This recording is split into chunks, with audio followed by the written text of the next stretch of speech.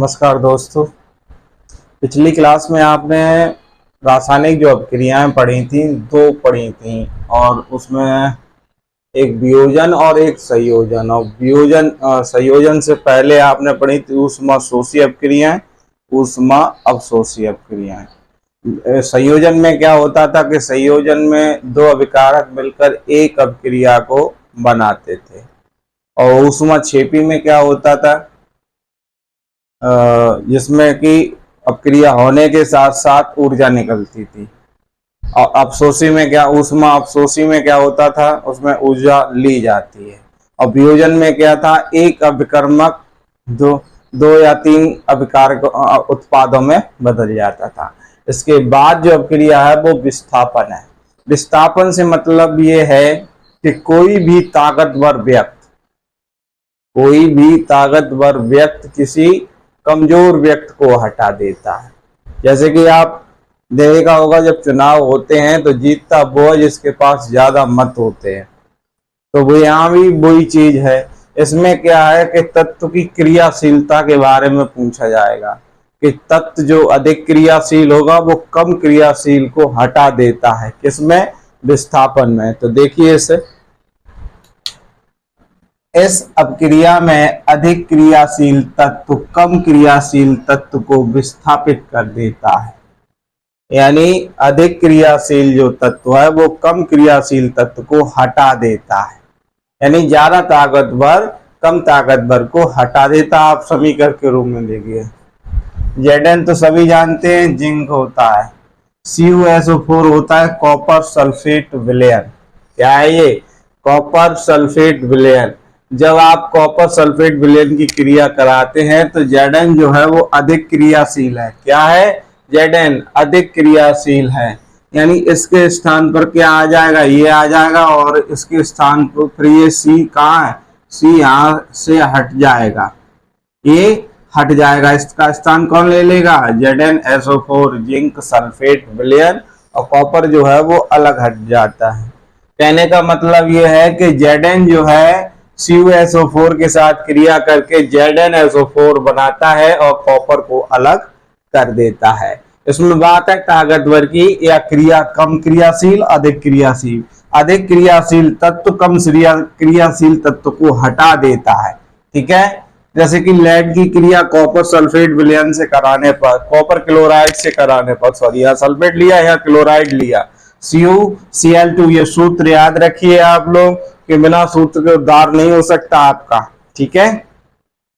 तो लेड क्या है, लेड जब कॉपर क्लोराइड से क्रिया करता है तो क्या, लेड क्लोराइड और कॉपर को अलग निकाल देता है। यहाँ Zn ने Cu को हटाया था, अब Pv जो है वो Cu से ज्यादा ताकतवर है। यानी क्रियाशील कौन अधिक है? Pv। तो यहाँ क्या, लेड क्लोराइड बन गया और कॉपर अलग हो गया। किसी को कोई दिक्कत है विस्थापन अपक्रिया में? नहीं होनी चाहिए। क्या करता है, अधिक क्रियाशील तत्व कम क्रियाशील तत्व को हटा देता है, हटा देता है।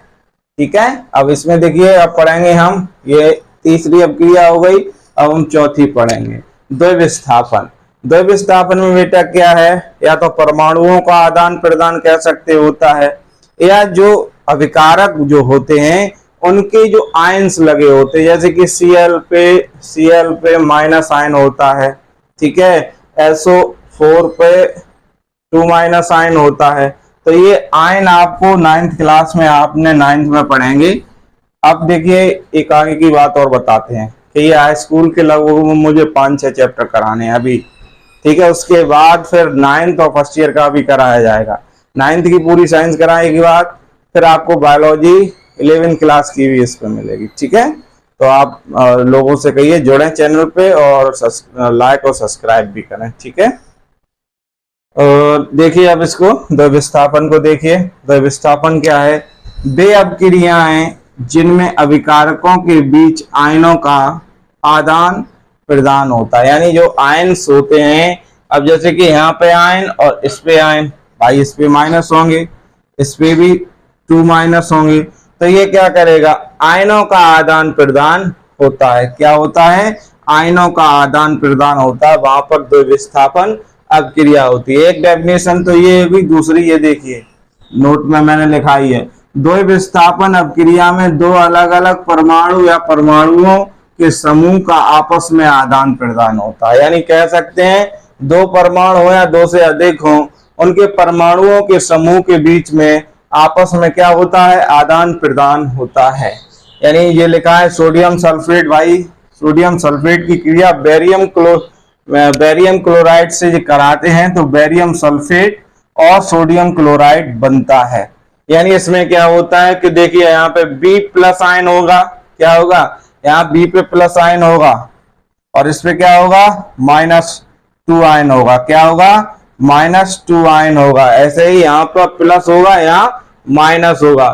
तो ये क्या करते हैं, आपस में क्या करते हैं, आयनों का आदान प्रदान कर लेते हैं। क्या कर लेते हैं, आयनों का आदान प्रदान कर लेते हैं, वही द्वैव विस्थापन अपक्रिया कहलाती है। यानी Ba पे क्या होगा, प्लस आयन, SO4 पे 2 माइनस आयन की अपक्रिया को क्या करते हैं, बेरियम, किसमें, बेरियम सल्फेट के अवक्षेपण का निर्माण करते हैं और अवक्षेपण के साथ NaCl भी बनाते हैं।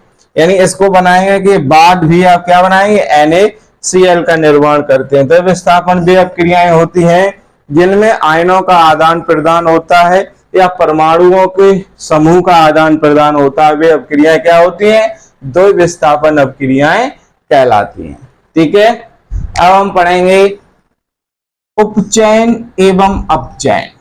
देखिए इसे समझने के लिए कि आपने देखा होगा कि बहुत सी सामग्री, जैसे घर पे तेलीय सामग्री वगैरह बनाई जाती है उन्हें बचाने के लिए। अब वो बात की बात है, पहले इसमें अपक्रियाओं में देखें कि किसमें से ऑक्सीजन कम हो रही है यानी निकल रही है और किसमें ऑक्सीजन आ रही है, उसी को उपचयन और अपचयन कहेंगे। ठीक है, यानी अपचयन में क्या होता है, अपचयन में होगी ऑक्सीजन की वृद्धि और उपचयन में होगी ऑक्सीजन की वृद्धि, ऑक्सीडेशन जैसे बोलते हैं, और रिडक्शन में होगी ऑक्सीजन की ह्रास होगा यानी कमी होगी। ठीक है, तो देखिए किसी अपक्रिया में एक अभिकारक उपचय तथा अपचयित होता है, इस अपक्रिया को उपचयन अपचयन कहते हैं अथवा रेडॉक्स अपक्रियाएं कहते हैं। यानी उपचयन और अपचयन का दूसरा नाम भी रेडॉक्स है। ठीक है, इसमें होता क्या भाई, जैसे कि कोई तत्व है ऑक्सीजन के साथ, तो वो क्या करता है, ऑक्सीजन का त्याग करता है, तो वो होगा, यानी जिसमें इस तत्व में से ऑक्सीजन निकलती है उसे अपचयन कहते हैं और जिसमें ऑक्सीजन जुड़ती है उसे उपचयन कहते हैं। क्या कहते हैं, उपचयन कहते हैं। यानी जिस तत्व से ऑक्सीजन निकलेगी उसे अपचयन और जिससे ऑक्सीजन जुड़ेगी उसे कहेंगे उपचयन। देखिए जैसे देखिए CuO क्या है, कॉपर ऑक्साइड, हाइड्रोजन है।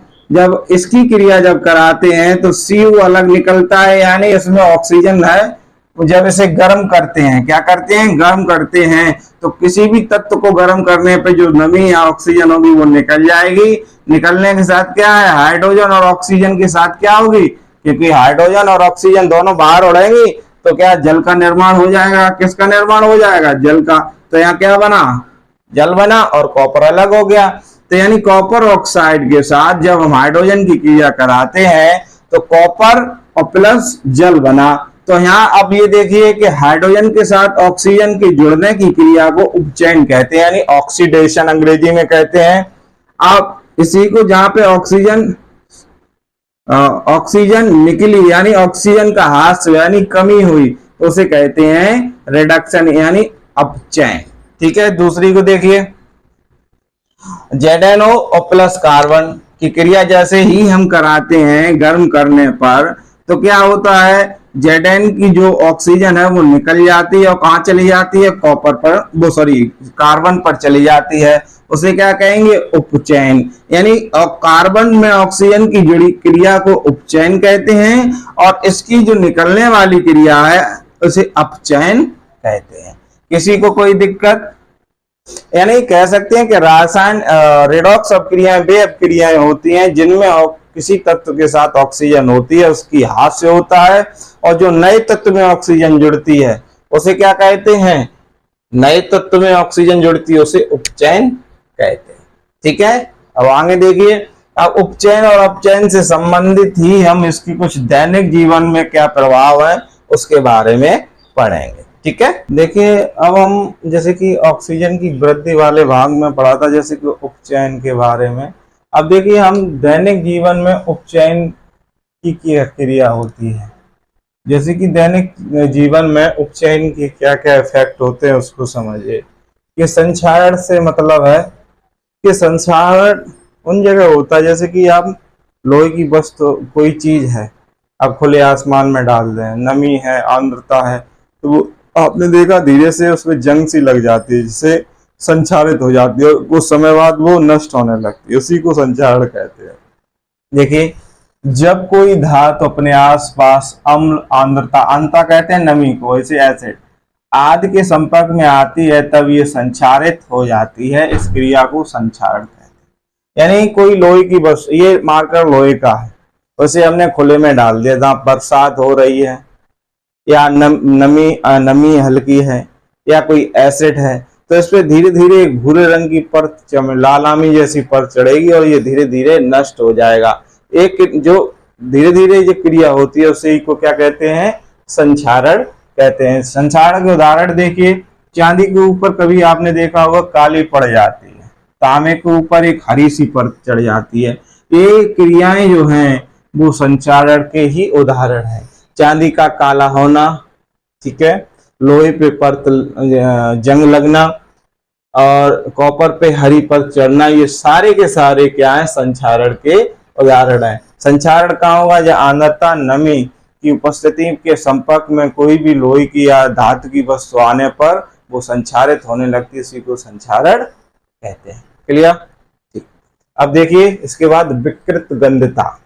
विकृत गंधता भी उपचयन से संबंधित है। जैसे कि आपने देखा होगा कि चिप्स खाए होंगे, आप सभी खाते हैं आज के समय में, पन्नी के अंदर नाइट्रोजन गैस भरी होती है, इसलिए भरी होती है कि उसका स्मेल और उसके स्वाद में कोई परिवर्तन ना आए। आपने देखा कोई पन्नी फटी होती है, उसमें से नाइट्रोजन निकल जाती है, ऑक्सीजन चली जाती है, तो इससे क्या होता है, वो महक आने लगती है और वो अच्छी नहीं होती है, सीरियसली आप खाते भी नहीं है। तो उसी को कहते हैं विकृत होना। जैसे कोई भी तेलीय सामग्री या खाद्य पदार्थ जो हमारे यहाँ बनता है, तो उन्हें ऐसे बर्तनों में रखा जाता है कि वो सीड़ा ना हो, कैसा ना हो, सीड़े ना, यानी उपचयन की क्रिया ना हो सके। अधिक समय तक सुरक्षित रखने के लिए क्या, या तो वायु रोधी बर्तनों में रखते हैं या फिर हम नाइट्रोजन का इस्तेमाल करते हैं, जिससे कि वो सामग्री अधिक समय तक चलती रहे। लेकिन जब वो विकृत हो जाती है, उसका स्वाद और उसकी स्मेल बदल जाती है, तो उसी को कहते हैं विकृत गंधता। देखिए इसे वसायुक्त अथवा तेलीय खाद्य सामग्री जब लंबे समय तक रखा जाता है तो उसका स्वाद व गंध कैसी होती है। यानी सभी को पता है जब भाई अच्छी जगह रखा होगा तो उसके स्वाद और उसमें कोई परिवर्तन नहीं होगा, लेकिन जब उपचयन की क्रिया हो जाएगी तो उसके स्वाद और गंध में परिवर्तन आ जाता है। अब आगे देखिए, उपचयित होने पर तेल व वसा सामग्री विकृगंधी हो जाती है। यानी जैसे ही उपचयन की क्रिया होगी, जैसे कि हमारे यहाँ सबके यहाँ कोई चीज पकवान बना और वो एकदम खस्ता जैसा है और उसे आपने खुला रख दिया तो वो एकदम नरम नरम हो जाएगा, फिर उसका स्वाद ना वो खाने में अच्छा लगता है ना कुछ होगा।